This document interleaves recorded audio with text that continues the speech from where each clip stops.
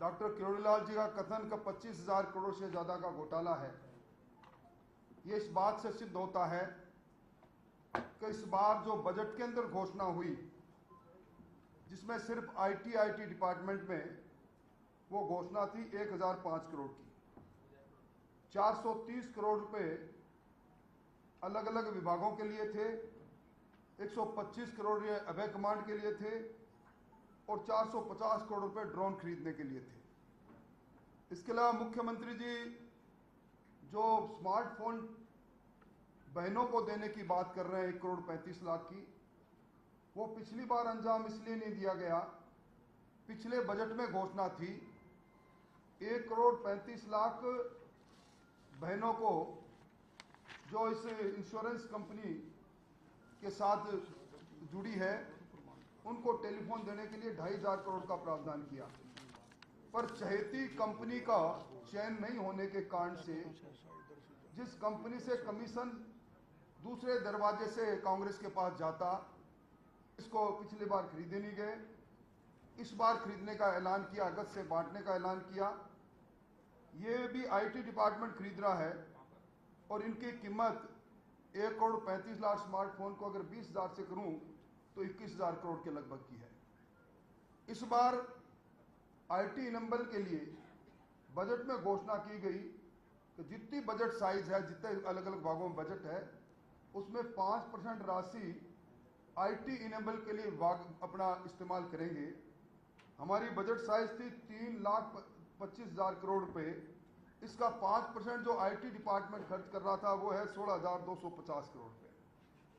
और ये जो महानुभाव पकड़े गए, ये महानुभाव ज्वाइंट डायरेक्टर है, आईटी डिपार्टमेंट में 90 ज्वाइंट डायरेक्टर है, 30 एडिशनल डायरेक्टर है, 9 टेक्निकल डायरेक्टर है, 1 कमिश्नर है, 1 फाइनेंस सेक्रेटरी है, 1 एसीएस है और उसके बाद मुख्यमंत्री विराज रहे हैं। ये परचेज कमेटी के सदस्य हैं। आईटी डिपार्टमेंट में पिछली बार बजट में घोषणा की थी इन्होंने, बजटीय घोषणा की बात कर रहा हूं, 3,650 करोड़ की। सारी खरीद फरोख्त इसी प्रकार की परचेज कमेटी के द्वारा की गई।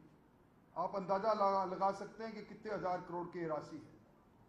और जब इसके अंदर सोना प्राप्त हुआ, क्या सरकार को ये नहीं चाहिए था कि सोना किस रूट से सचिवालय तक पहुंचा, ये सोने के स्मगलर कौन थे जो राजस्थान में इस प्रकार का व्यापार कर रहे हैं। हमारी मांग है कि आईटी डिपार्टमेंट में अगर मुख्यमंत्री जी पाक साफ है तो आईटी डिपार्टमेंट में जितनी भी टेंडर्स अब तक हुए हैं वो सारे रद्द करके और इसकी जांच कराएं, क्योंकि सचिवालय के अंदर पहली बार 2,31,00,000 रुपए मिले हैं, सोना मिला है, तो इसमें बिना विलंब किए, क्योंकि ये जुड़ा हुआ है देश में सोने की स्मगलिंग करने वाले वो लोग जो देश की सुरक्षा के लिए भी खतरा हो सकते हैं, इसमें एनआईए को देना चाहिए, इनको आईटी को देना चाहिए और ईडी को देना चाहिए। ये सरकार जो संस्थागत भ्रष्टाचार के अंदर इन्होंने रिकॉर्ड बना रखा है, भ्रष्टाचार का बड़ा नायाब नमूना है। बिजली खरीदते हैं, आपको ध्यान होगा पिछली बार इन्होंने 14,000 करोड़ के लगभग बिजली खरीदी।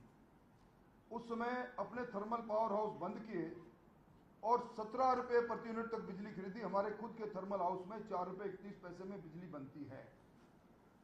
और उसके बाद जब ये सारा हल्ला हुआ, विधानसभा में उठा, तो जो हमारा सेंट्रल एनर्जी एक्सचेंज है उसने 17 रुपए की कैप को कम करके 12 रुपए कर दिया।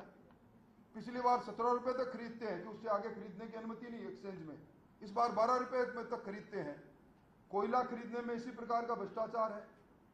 इन्होंने आरपीपी एक्ट की धज्जियां उड़ाते हुए अडानी से 1,041 करोड़ का कोयला खरीदा 18,000 रुपये मेट्रिक टन में। इस बार फिर 3,32,000 मेट्रिक टन खरीद रहे हैं 15,000 में। इसी तरह स्मार्टफोन के अंदर भी जो सरकार खरीदने जा रही है, जो अगस्त में बांट रहे हैं, चहेती कंपनी, और ये चहेती कंपनी भी वो उसी कंपनी की है डिजाइन बॉक्स, जिन्होंने अभी महंगाई राहत कैंपों के अंदर सरकार की छवि का महिमा मंडन करने के लिए जिसको कॉन्ट्रैक्ट दिया गया है, ये सरकार की नहीं, ये कांग्रेस की छवि को ऊंचा करने का काम कर रही है। पहली बार महंगाई राहत कैंपों में भी कांग्रेस के पदाधिकारियों की फोटो देख रहे हैं हम। पोषाहार में संस्थागत भ्रष्टाचार है, जल जीवन मिशन में संस्थागत भ्रष्टाचार है, किसानों को कनेक्शन देने में टंकी प्रोजेक्ट में संस्थागत भ्रष्टाचार है। और ये सारे प्रमाणिक दस्तावेज इस सरकार के माथे पर एक कलंक लगा रहे हैं जो जीरो टॉलरेंस की बात करते थे। हम इसी सारी मामले को लेकर और तो और अभी आपने इनके यूथ कांग्रेस के चुनाव हुए, यूथ कांग्रेस में इनके चुनाव के साथ जो पैसा भेजा जाना चाहिए था, उसमें भी आईटी डिपार्टमेंट ने जो इन्होंने चयन की खुद कांग्रेस पार्टी ने, उसने भी घपला कर दिया। जो यूथ कांग्रेस के चुनाव लड़े लोग जिस पर सवाल खड़ा कर रहे हैं। तो ये जो सरकार है ये अखंड भ्रष्टाचार में डूबी सरकार है। हम इस सरकार को अब धरातल की लड़ाई लड़ने के लिए पहली बार आगामी महीने के 7 तारीख को शासन सचिवालय को सिर्फ जयपुर जिले के कार्यकर्ताओं के साथ घेरेंगे। हमने अभी एक टीम बनाई है अध्यक्ष जी की अनुमति से, जिसमें हमारे विधायक अलग अलग कमेटी बनाकर पूरे राजस्थान के अंदर जहां जहां जिस जिस स्तर पर भ्रष्टाचार हुए हैं उसका हम संकलन करेंगे, जिलों के अंदर उस भ्रष्टाचार को पर्दाफाश करेंगे और फिर सारे राजस्थान के भ्रष्टाचार और सरकार की नाकामयाबी के लिए जुलाई के अंतिम सप्ताह के अंदर इस सरकार को राजस्थान की राजधानी में घेरेंगे।